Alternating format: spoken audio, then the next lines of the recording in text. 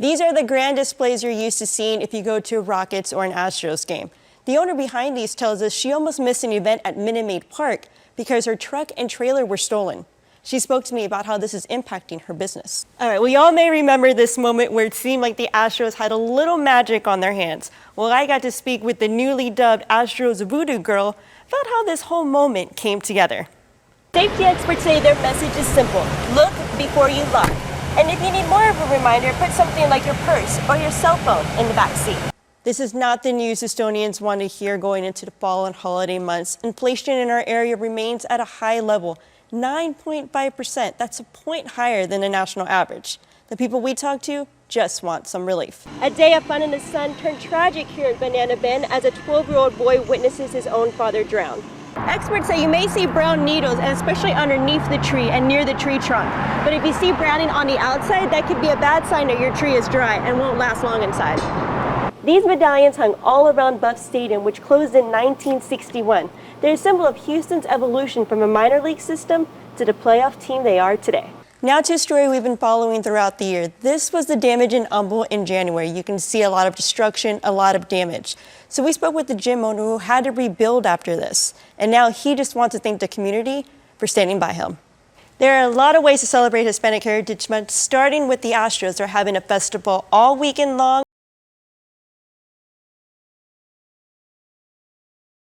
These are the grand displays you're used to seeing if you go to a Rockets or an Astros game. The owner behind these tells us she almost missed an event at Minute Maid Park because her truck and trailer were stolen. She spoke to me about how this is impacting her business. I'm more disappointed, than anything, just because that was the last thing I would expect to happen to us. The city has been so good to us. If you went to the Astros home opener this week, you saw her work and probably took pictures in front of her display welcoming fans back to Minute Maid Park. Elizabeth Yenda owns Eliz's Beautiful Events, and they specialize in making over-the-top grand displays. She also did this creation to welcome fans back to Minute Maid Park for the first time during the pandemic last year. And our goal is just to go over the top for all your parties and celebrations and being a part of your big moments. Today, she and her team were supposed to deliver a display to Minute Maid for Orbit's birthday, but their truck and their trailer she uses for deliveries were missing. At first, our initial reaction was we thought maybe it had gotten towed. We made some calls and then realized that it was stolen. So we made a police report, and honestly, at first it was shocking and then followed with devastation. Don't worry, she managed to pull off the job, but it wasn't easy and took extra expenses. Even though we didn't have the means to get there and our rentals were taken from us, our goal was still to bring the extra, which is what we were hired to do today for the Houston Astros. Tanda says this was no easy task to take the trailer. It isn't small and is quite unique. The trailer is 24 feet. It is a big trailer. It's very recognizable. Honestly, very surprised that someone would steal it because it seems like more hassle than anything. If you spot the trailer, call Houston Police. Tienda tells us the trailer is a big part of her livelihood and has this message. If we're not getting to jobs and producing, then, we're not making income. So it is my livelihood, and I try to be as positive as possible, but it's very disappointing that, people would steal from people that work so hard. Priscilla Riojas, Eyewitness News. All right, well, y'all may remember this moment where it seemed like the Astros had a little magic on their hands. Well, I got to speak with the newly dubbed Astros Voodoo Girl about how this whole moment came together. You may have seen this moment during Game 1 of the ALCS, an Astros fan doing their best to cast a spell for the baseball gods. But when Alexis Pedraza stood up and put a rally towel on her head, she had no idea the whole country would see it. But I never expected to ever be on TV like this exact moment. So, I'm usually myself when I go to Astros games, and I get up and I get loud and I cheer and everything. But this specific moment was really, really funny. She said it all started when she got this idea from a White Sox fan who famously rolled his cane during the ALDS. Photos captured her planning her move, and after her first spell, this moment happened. So I told my best friend, I said, when we go up to pitch, I'm going to try and see if it works. Just because I'm a little bit superstitious, so I decided to see if it would work. So when that happened, it looked like a shot almost hit that home run. And then Kyle Tucker went back and caught it. And I was like, yes, it worked. Pedraza was credited with the big out, and after her time on the screen, she received tons of messages from family and friends and on social media. The fact that I was on national TV, now everybody knows I'm the Astros voodoo queen, what they call me, Astros. People on Twitter are calling me like the voodoo queen of the Astros, and it's crazy to me. And now she says many people have tried to imitate her voodoo moves. She shows us how to do it correctly so we can help out the next time. So you have to have the rally towel on your head, and you have to just wave your fingers like you do little jazz fingers, and make sure you have an orange scrunchie on because it helps. Priscilla Riojas, 13 Eyewitness News. This is not the news Estonians want to hear going into the fall and holiday months. Inflation in our area remains at a high level, 9.5%. That's a point higher than the national average. The people we talk to just want some relief. Everything that went up sky high. That's the sentiment from several people we talked to. As inflation rises in our area, Houstonians are wondering when they'll get a break. Inflation for Houston remains at 9.5%. It's crazy because most stores you go to, it seems like every month the food prices is going up and up and up. The national average has remained at 8.3% for several months now. According to the Bureau of Labor Statistics, Houston has seen an increase in things like groceries, dining out, rent, and electricity. Just across the board, anything you purchase, you're paying more for it than you were this time last year. Not something you want to hear as we inch towards the holiday months, but why is this happening? Combination of factors. In the classic sense, it's more money chasing too few goods. But what we see is we have people who saved money during the pandemic are spending to maintain their lifestyles.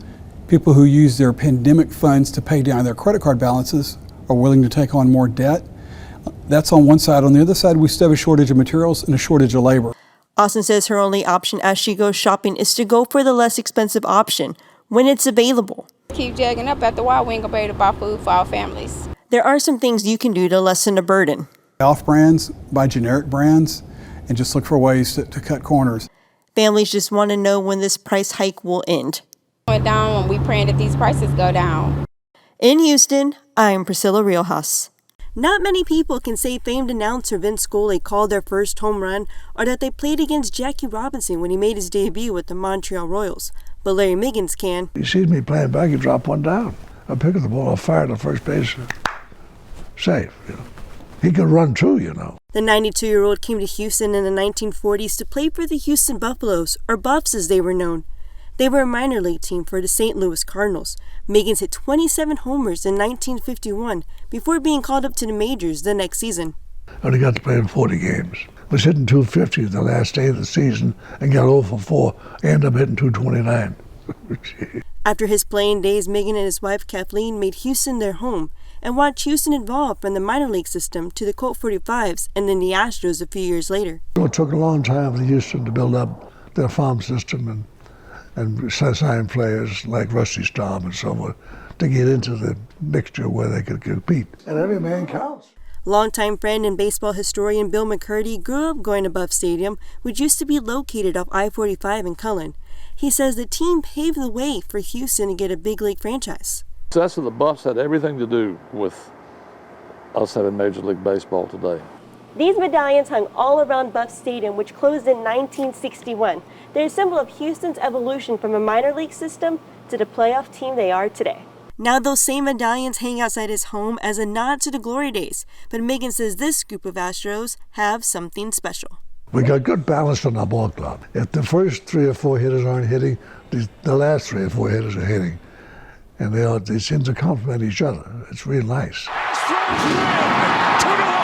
And I think they're going to win. I hope so.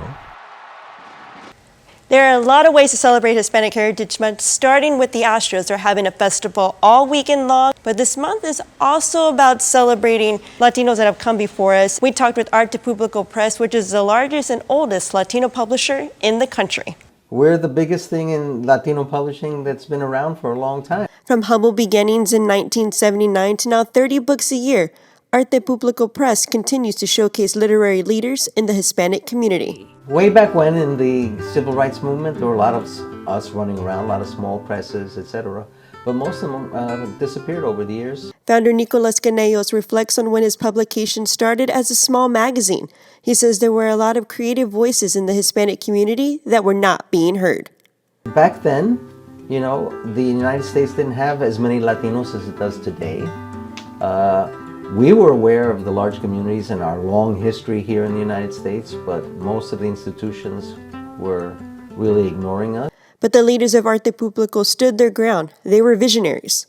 We knew where the country was going, started a program to recover all of our history, all of our historical texts, hundreds of thousands of written documents that Latinos created in the United States from the 16th century to the present. So we were able to find all of these, you know, so many hundreds of thousands of texts and save them and digitize them. This year, the publication is now celebrating more than 40 years of supporting iconic Hispanic authors, giving Latinos a voice and a platform, and supporting Hispanic children through its imprint Piñata books, published in both English and Spanish.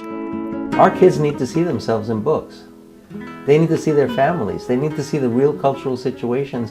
As it looks towards the future, Nicolas says the publication will continue to give aspiring Hispanic authors a shot. About 5% of children's books are written by minority authors or reflect minority life. 5%, that's incredible. Yeah. What a statistic, you know? So we're trying to turn that around. In Houston, I'm Priscilla Riojas.